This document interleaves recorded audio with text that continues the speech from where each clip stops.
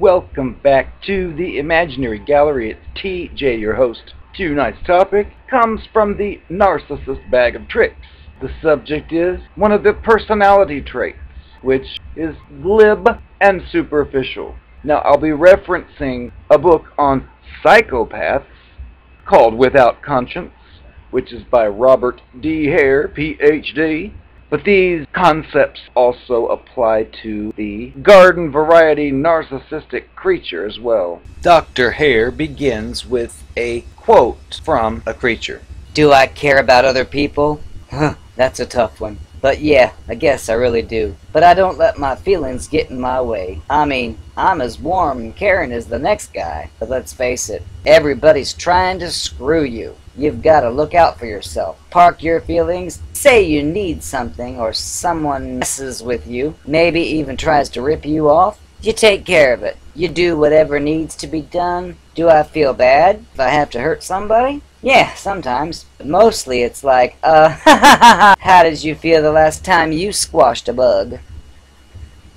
Dr. Hare tells us that psychopaths, or cluster B creatures, are often witty, and they can be articulate. They can be amusing and entertaining conversationalists. They're ready with a quick and a clever comeback. They often will tell unlikely but convincing stories that cast themselves in some kind of positive light. They can be very effective at presenting themselves to other people, and they're often very likable and, of course, very charming. However, to some people, these creatures seem a little too slick and a little too smooth, too obviously insecure and superficial. Astute observers often get the impression that psychopaths are play acting mechanically, or they're reading their lines. One of the doctor's raiders described an interview she did with a prisoner. She sat down, took out her clipboard, and the first thing this guy said to her was, "What beautiful eyes she had." He managed to work quite a few compliments on the appearance of this lady into the interview, and he just couldn't get over her hair. So by the time this lady wrapped things up, she was feeling unusually pretty. She's a wary person, especially when she's on the job, and she can usually spot a phony person. But when she got back outside, she couldn't believe that she'd fallen for such lines. Psychopaths, or cluster B creatures, may ramble and tell stories that seem very unlikely in light of what you know about them so far. Typically, they attempt to appear to be familiar with all kinds of subjects, such as sociology, medicine, psychiatry, psychology, philosophy, literature, poetry, art, and/or law. One thing you can look for or notice in these types of creatures, though, that's a signpost to their condition, is that they often have a smooth lack of concern at being found out for being the phony that they are. Like if they pretend to know something and they're in a social setting and they say, "Oh, I know about that, blah, blah, blah," and you can listen and know that this person doesn't know anything about that, and you might be worried thinking that person's going to figure this out as fake. But the person doesn't seem to care, which of course works in their favor, because if somebody's trying to scam somebody else and the somebody else says, "Are you trying to scam me?" and they'd expect a real scammer to cower down or say, oh, never mind, and run off. But no, these people are like so confident, "There's no way I would scam you."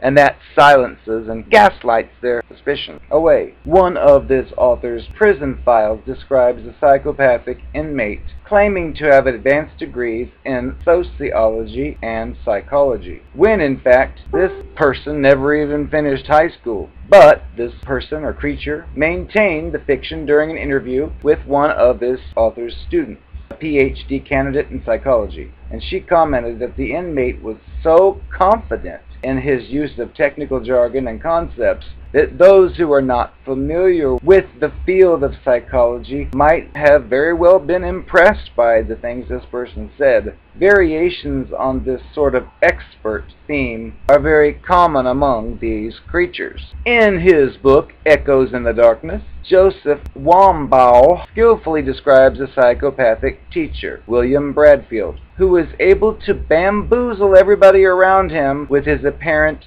erudition.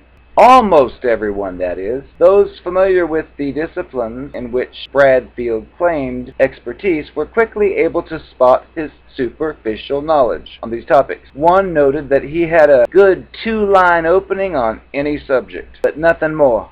Of course, it's not always easy to tell if an individual is being glib or sincere, especially if you don't know very much about the speaker. For example, suppose a lady meets a hot-looking man in a bar, and while she is sipping a glass of wine, he says the following: "I've wasted a lot of my life. You can't get back that time. I've tried that before. Make up the time by doing more and more things, but things just went faster and not better. I intend to live a much more slowed down life and give a lot to people that I never had myself.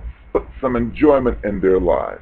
I'm not talking about thrills. I mean some substance into somebody else's life. It will probably be a lady, but it doesn't necessarily have to be a lady. Maybe a lady's kids, or maybe somebody in an old folks home. I know it would give me the greatest deal of pleasure, make me feel a whole lot better about my life." Now, is this individual sincere, is what the author's asking? Were the words spoken with conviction? They came from a 45-year-old inmate with a horrendous criminal record, and who had brutalized his wife and abandoned his kids. In the book Fatal Visions, Joe McGinnis described his relationship with Jeffrey MacDonald, a psychopathic physician convicted of killing his wife and children. For 6 months following his conviction, maybe 7 or 8, finding myself confronted by the most awful set of circumstances I've ever known as a writer, and all the while being beseeched by this charming and persuasive man to believe in him, I wrestled with not only the question of his guilt, but with another that was in some ways more disturbing. If he could have done this, how could I have liked him?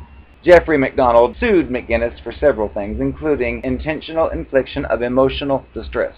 Author Joseph Wambaugh testified at the trial and said the following about MacDonald, whom he considered to be a psychopath. "I found him to be extremely glib. I had never met anyone quite as glib, I don't think, and I was astonished by the manner in which his story was delivered. He was describing events of consummate horror, but he could describe the murders in quite graphic detail, in a very detached and glib and easy manner. I've interviewed dozens of people who were survivors of horrible crimes, some immediately after their events, and some many years after, including the parents of murdered children, and I've never in all of my experience encountered somebody who could describe an event like that in the almost cavalier manner that Dr. MacDonald described it in."